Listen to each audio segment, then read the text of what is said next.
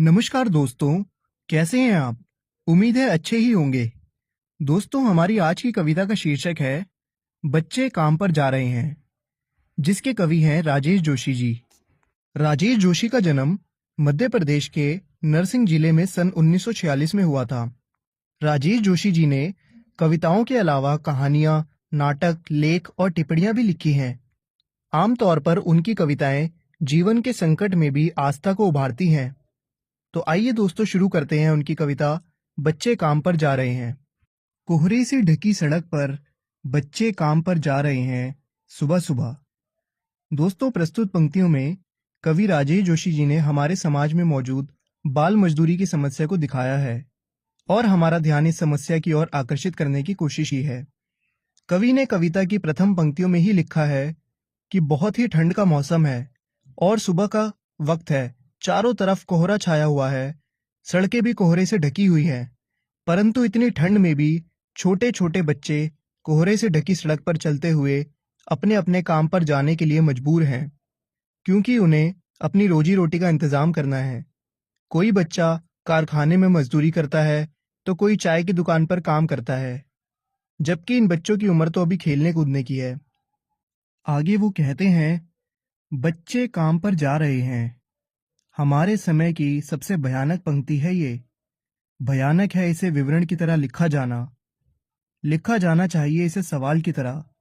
काम पर क्यों जा रहे हैं बच्चे?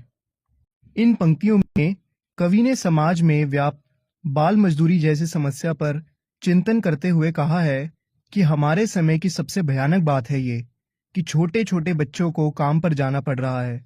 इस बात को हम जिस सरलता से कह रहे हैं, यह कवि को और भयानक लग रहा है, जबकि हमें इसकी ओर ध्यान देना चाहिए और ये जानना या पता लगाना चाहिए कि पढ़ने खेलने की उम्र में बच्चों को अपना पेट पालने के लिए यूं काम पर क्यों जाना पड़ रहा है। इसे हमें समाज से एक प्रश्न की तरह पूछना चाहिए कि इन छोटे बच्चों को काम पर क्यों जाना पड़ रहा है, जबकि इनकी उम्र तो अभी खेलने कूदने और पढ़ने लिखने की है। आगे कवि कहता है, क्या अंतरिक्ष में गिर गई हैं सारी गेंदें? क्या दीमकों ने खा लिया है सारी रंग बिरंगी किताबों को? क्या काले पहाड़ के नीचे दब गए हैं सारे खिलौने? क्या किसी भूकंप में ढह गई हैं सारी मदरसों की इमारतें? दोस्तों, इन पंक्तियों का भावार्थ यह है कि कवि बाल मजदूरों को सुबह भीषण ठंड और कोहरे के बीच अपने अपने काम पर जाते देखता है, जिससे कवि हताश एवं निराशा से भर जाता है।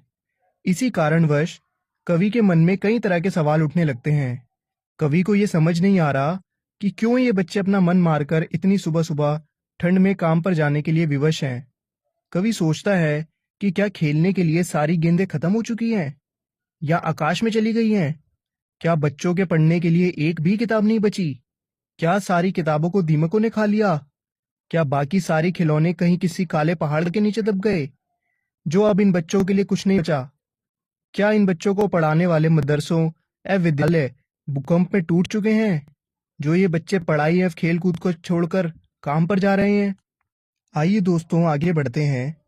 कवि आगे कहता है, क्या सारे मैदान, सारे बगीचे और घरों के आंगन खत्म हो गए हैं एकाएक?